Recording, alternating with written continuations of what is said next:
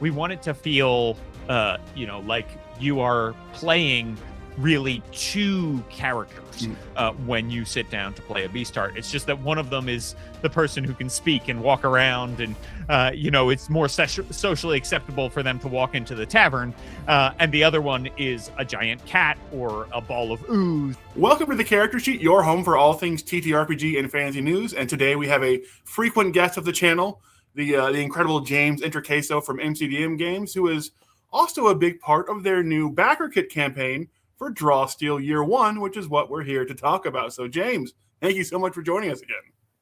Hey, thank you so much for having me, Pete. I really appreciate you, and I appreciate the Character Sheet audience, and I appreciate anybody out there who is watching this who has currently contributed to our crowdfunding campaign for Draw Steel Year 1, the Crack the Sun campaign. So I am super, super excited to talk about this with you today. Yes. And at the time we're recording this, it's been a little over 24 hours since the launch, and you've already soared past the $1.25 million goal you set. And so this has already been a big success. You're closing in on like 5,000 backers, but we'll dive into like more of the specifics in a second. But just as a brief overview, like what do people get when they back, Draw Steel Year 1 and Crack the Sun? Yeah, so that's a great question. So there's a lot of different things that you can get through this campaign, and basically we wanted a way to. So Draw Steel is our RPG, right? That if people are familiar with this channel, they know it's a heroic, tactical, cinematic role-playing game, original system, and played out on a grid. It's a lot of fun for us. We've played some on this channel, in fact, And so the idea here, right, of Draw Steel and Crack the Sun is that we're looking at like, hey, here's what the next year of Draw Steel supplements is going to be. And the centerpiece, the crown jewel, is this big campaign-length adventure called Crack the Sun, where you will literally, spoilers for the adventure. So if you're going to play the adventure, I guess this is your warning now. But it's an adventure that takes place in Vasloria, which is our medieval fantasy analog, right? Where people can go and they're fighting hobgoblins, and then they go world hopping. They go over into Equinox, which is this jungle dying world where elves and gnomes and dragonfly men live, right? And they have all of these adventures there, and then they eventually go to the surface of the sun, and that is where the climax and final act of the adventure takes place. And so this is going to cover 5 levels of play. Draw Steel is a game that has 10 levels of play, so it covers levels like 3 to 8. Teo Sabadia is leading the design, has put together a crack team of amazing designers who are going to work on this. And Matt's, it's Matt's story that Matt has outlined, and we've all had our hands in there helping, but Teos is really rolling up his sleeves and doing a lot of the work. And so that is the big fun centerpiece at the center of it all. It comes in a bunch of different versions, right? You can get like a super deluxe version or a hardcover version or just the PDF, whatever you want. And we're planning on rolling out the PDFs as the print will come all together, but the PDFs will roll out in parts starting next year. So people will be able to like get the first part of the adventure and start playing it, and then the next chapter and so on and so forth. We also, in addition to that, are putting out a couple other adventures, right? We have some like one-off adventures that vary in length. Some are short, like maybe only, 4 or 5 hours of play. Some are a little longer, right? Might be, closer to 16 hours of play. And so there are 2 second level adventures, right? Which we have just put out. And those are, or we haven't just put those out. We have just put those on the crowdfunder. Those are The Red Road, which is an adventure wherein you are racing against a band of gnolls to get to a settlement of elves to warn them that the gnolls are coming and then help them prepare to fight against the gnolls. And Dark Heart of the Wood. Dark Heart of the Wood is an adventure where you are hunting a mysterious force that is creating all of these vine zombies that are coming up and attacking people. And so you're trying to find the source of that magic and lay it to rest. And then we also have an adventure called The Condemned, which is very Suicide Squad-esque. You start captured and you have literally a war dog collar around your neck, which can explode. And you are sent on a mission that will free you. And if you try to escape while you are on this mission, they will blow you up that way. So those are some of the adventures that are in there. And then there's a book that is going to be a bunch of Ancestries that you can play, new playable Ancestries. Many of those are related to the adventure Crack the Sun that we are putting out. So you'll be able to play those dragonfly folk called the Scourge, gnomes and goblins and Raiden Whites and shadow elves, and the Heliox, which are people who live on the surface of the sun, and fairies. You'll be able to play fairies. So you've got all kinds of new options there, ancestry options. And that book also includes things like treasures and titles and things like that, right? It's not just these ancestries, it's stuff to go along with them. And then the big thing that I've been working on right now is the Encounters book. So it's our next core rule book, and it is a bunch of encounters that you can drop right into your game, but it also gives you examples. So it's 20 negotiations, 21 new montage tests. It is 20 new delves, which are 3-room dungeons that each room has a combat encounter in it, and you can pull that combat encounter right out. It comes with digital maps and everything that you can use for that. It comes with an example of at least one easy, medium, and hard test for every skill in the book. There's 57 skills in the book. So you're going to get probably close to about 200 tests, because many of them have 4 actually examples. We like throw in another hard or medium or whatever just to fill the page space and give you some more bang for buck. And then there will also be a collection of new creatures called dastards.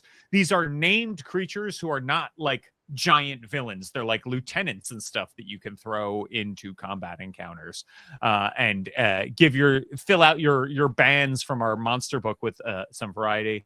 There's also a new class, the Beastheart, that is going to be coming out. New playable class that's based on our 5e class. We've draw steelified it for everybody. So it is a huge amount of stuff, and you're also able to like get things in our back catalog add-ons. There's dice add-ons.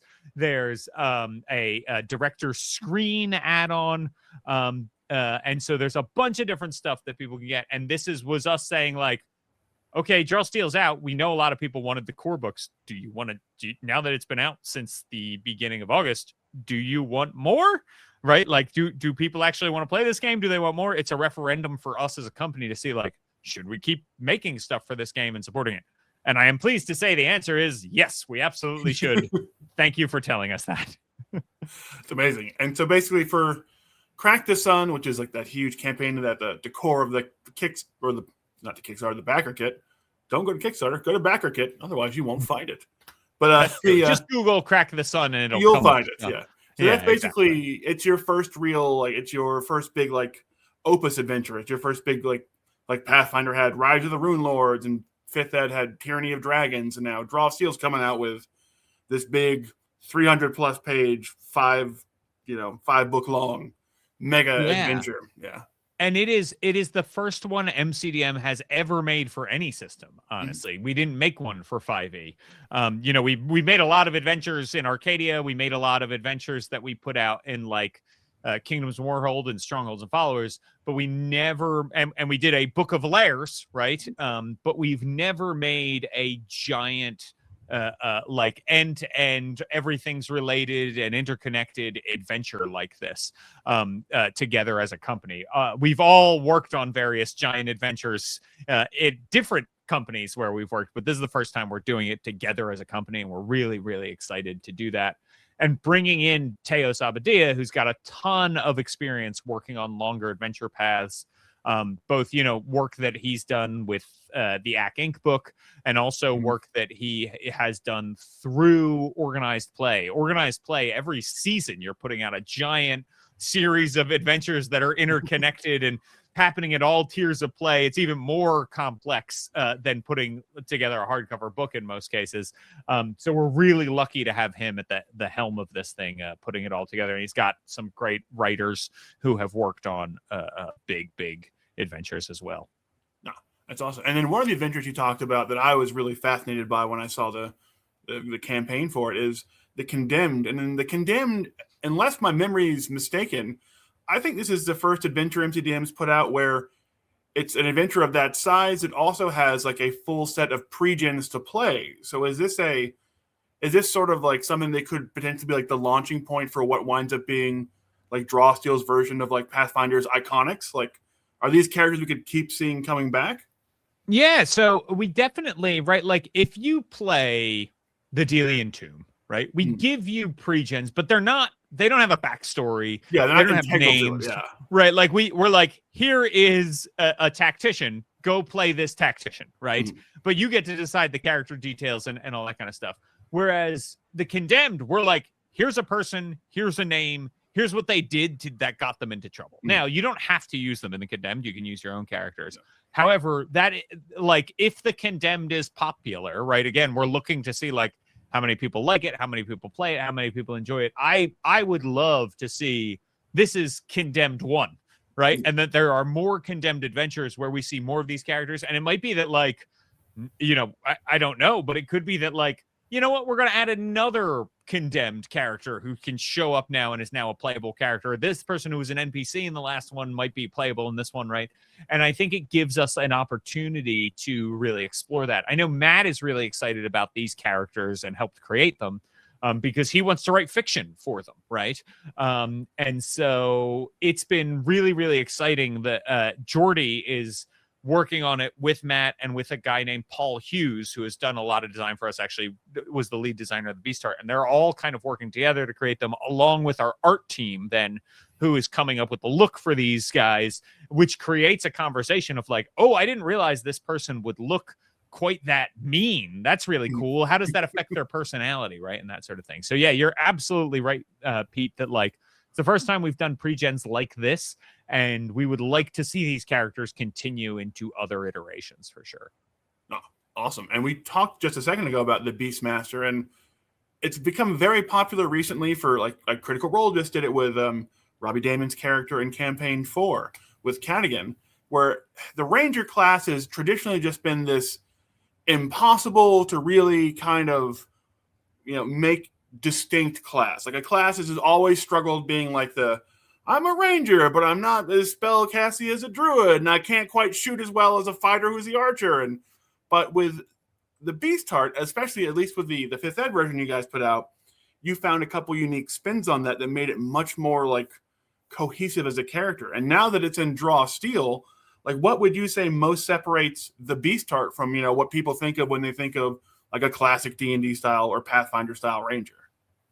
Yeah, so I think for us, right, the Beastheart leans hard into the companion thing, right? When we basically look at something, we think that it's better to go specific and deep rather than broad and shallow, right? And Drawsteel, that's the ethos of Drawsteel, right? Like Drawsteel leans into heroic, leans into fantasy, leans into tactical, right? Which then cuts off some other avenues. And so with the Beastheart, we lean hard into the fact that you have this companion, this animal companion, right?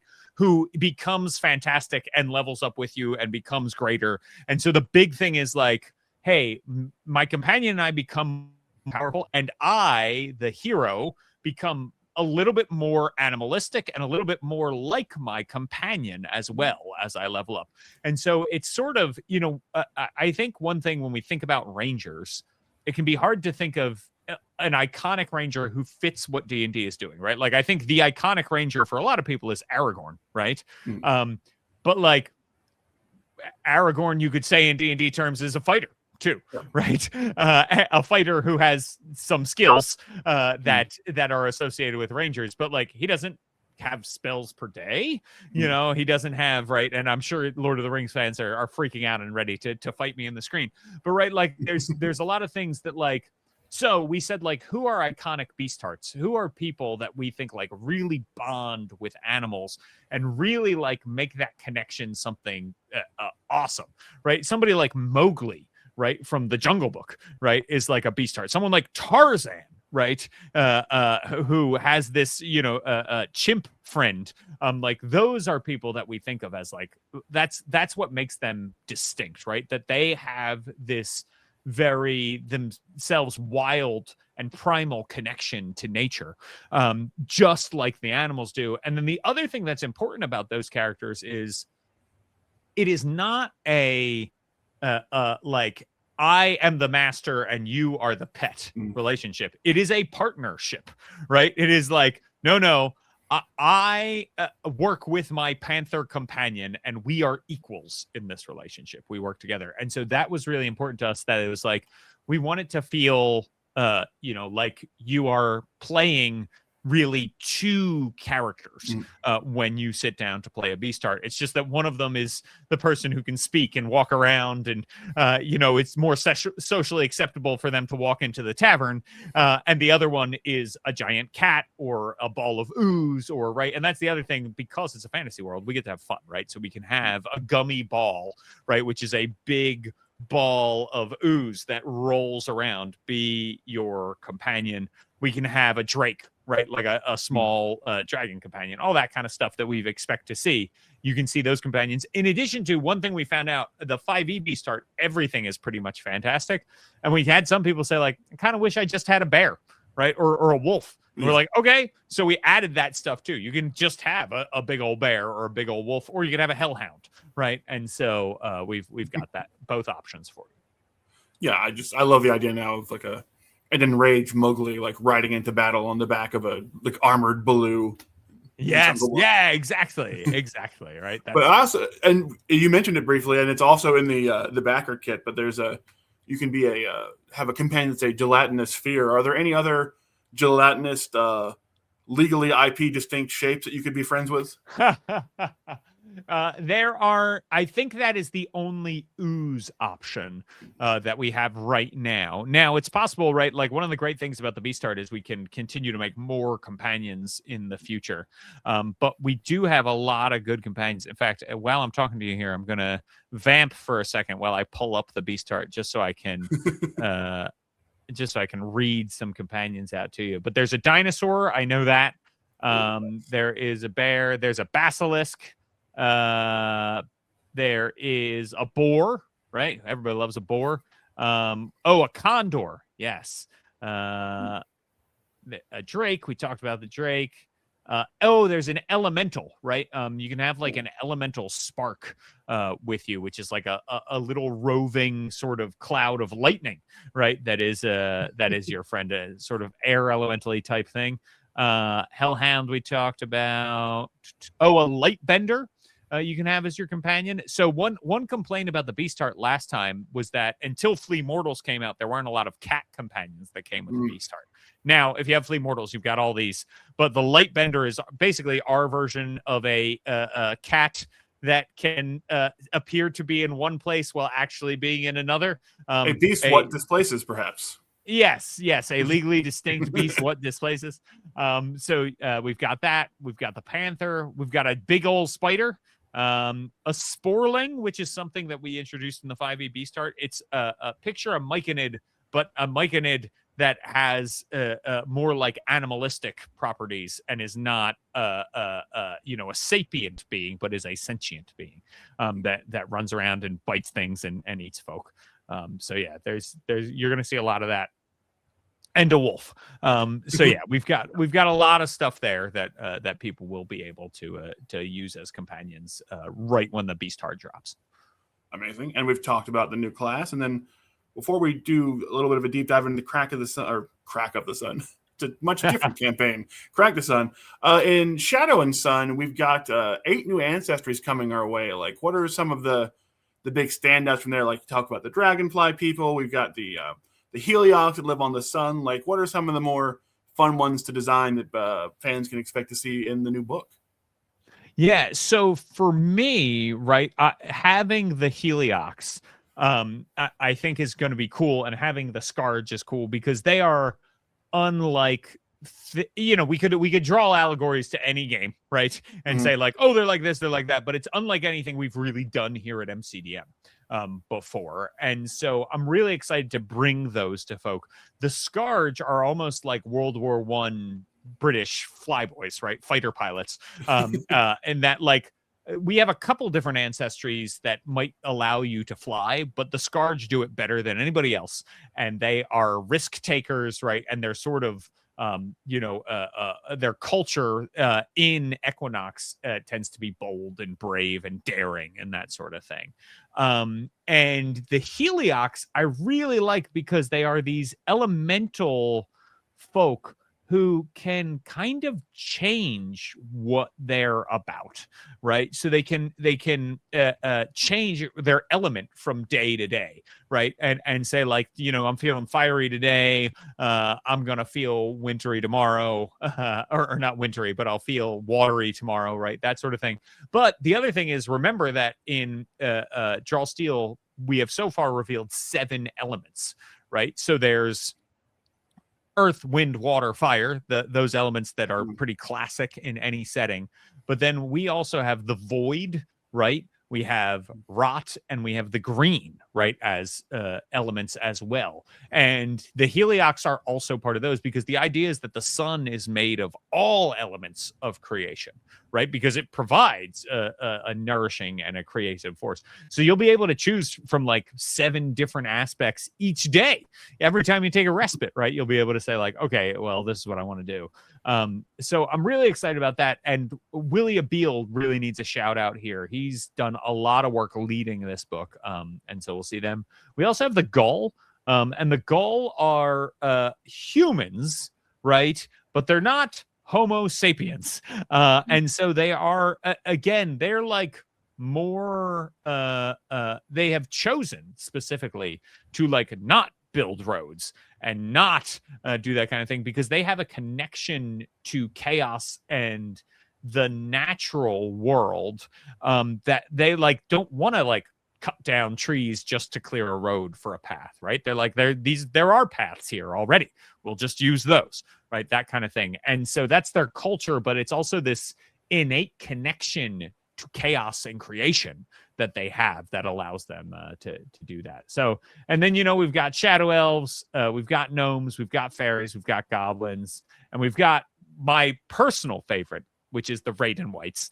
Raiden Whites appear in the monster book.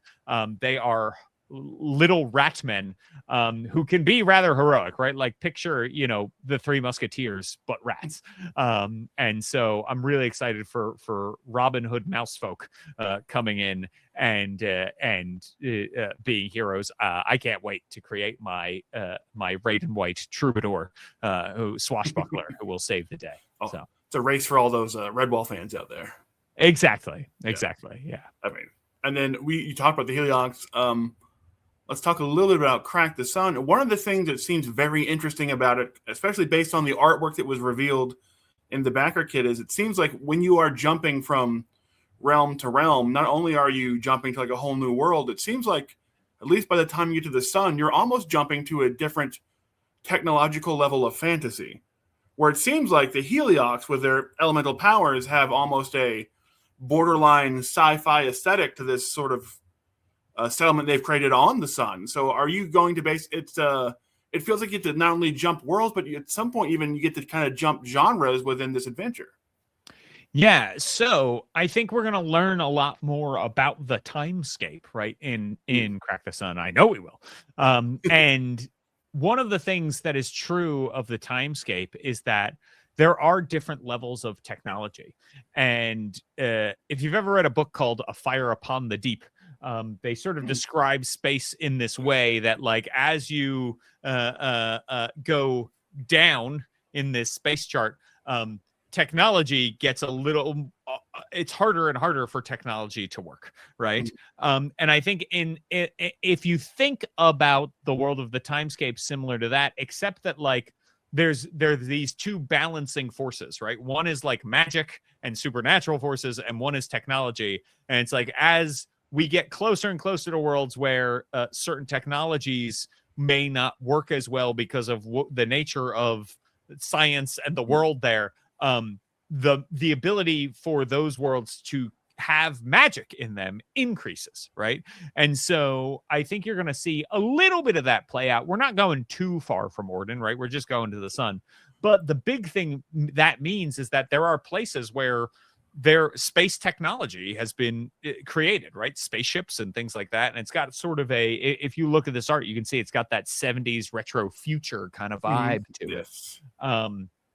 And so, yeah, when you are on the sun, in Crack the Sun, it is going to be as if, you know, your medieval fantasy heroes have now stepped onto like, holy moly, now we're here in the future. Like the future are the future, not just they're the future, right?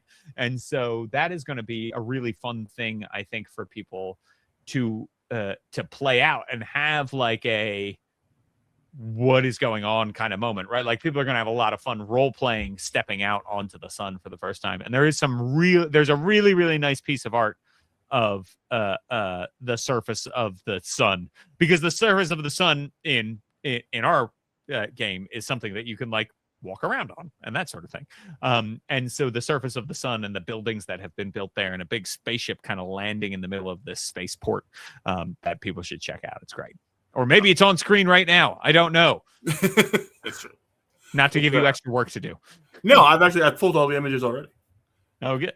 So I got to edit this thing tonight so I can go get my wisdom teeth pulled out tomorrow. So if Friday's video is slightly late, it's because my teeth are really sore. Oh my God. Or non-existent. Oh, yeah, yes. Well, 4 of them will be gone. But we've got this backer kit, which has been a huge success so far.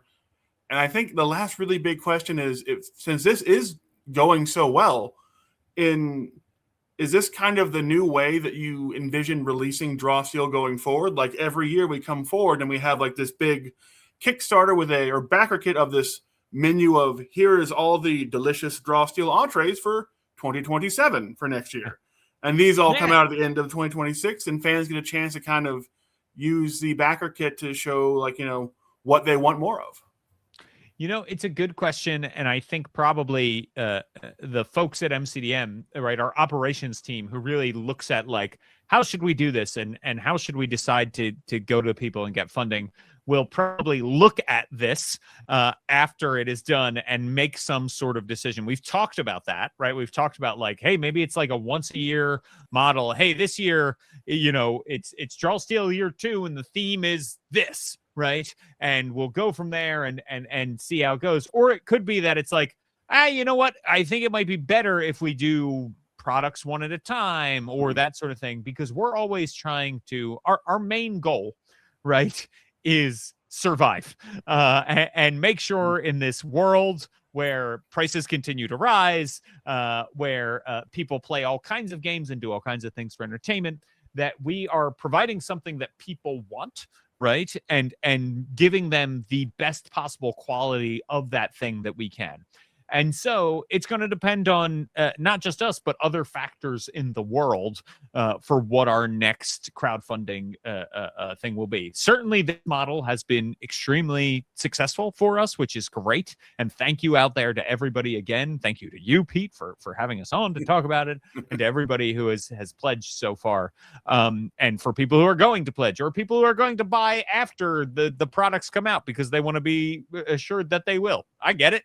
That's great. Thanks to patrons, right? We have patrons who also do stuff, and the patrons, you know, there's a deal on Patreon. If when we put out a PDF, if you have been a patron long enough for a number of consecutive months at the $8 level, that like your consecutive pledge equals the price of the PDF, we just send you the PDF on the shop, right? That's only for PDFs. You have to be a member for those consecutive months at the moment of release, right? It's not retroactive, but like, so there's a lot of people who aren't pledging right now because they're patrons and they know they're going to get the products the way that they want them. That's great too.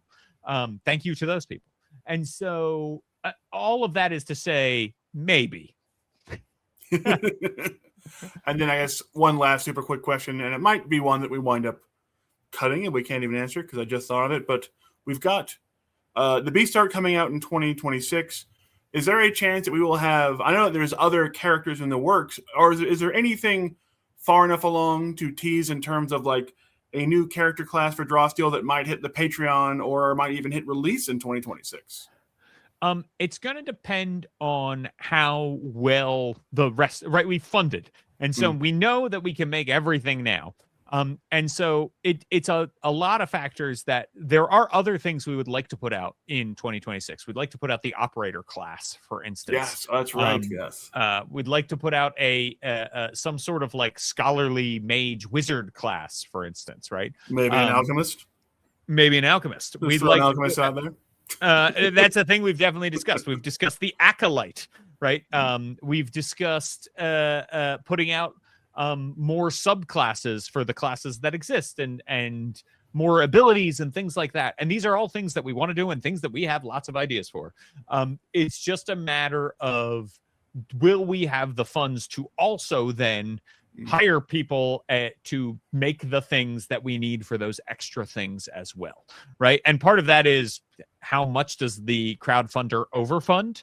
How much does how many of our new patrons stick around? How well does our store do, right? All that kind of stuff. And we will have some other products kickstarting in 2026 that are not necessarily Drawsteel related, probably.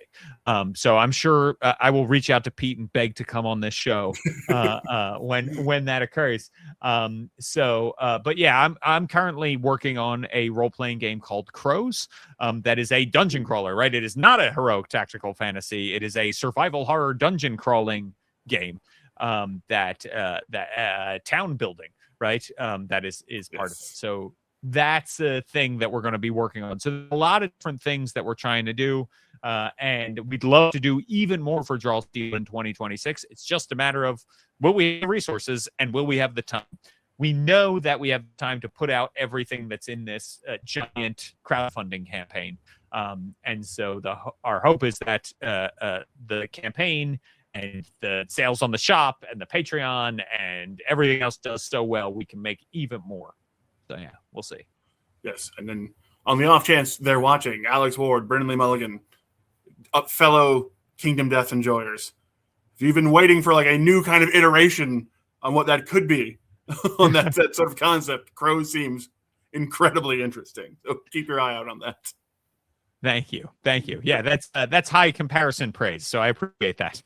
So I have my stack of unbuilt Kingdom Death stuff from the latest release in a glass case over there. So just staring at me, knowing that I'm going to be years behind in assembling it because I'm just looking at like 4 stacked coffin boxes that are still full of sprues.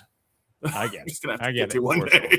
For sure. Yeah. But guys, the backer kit for Crack the Sun for all the Drawsteel Year 1 stuff is up and running right now. Join the thousands and thousands of backers. Join me. I back at the Catherian level because that's a hilarious pun, and I couldn't help myself. And also, those book covers look amazing.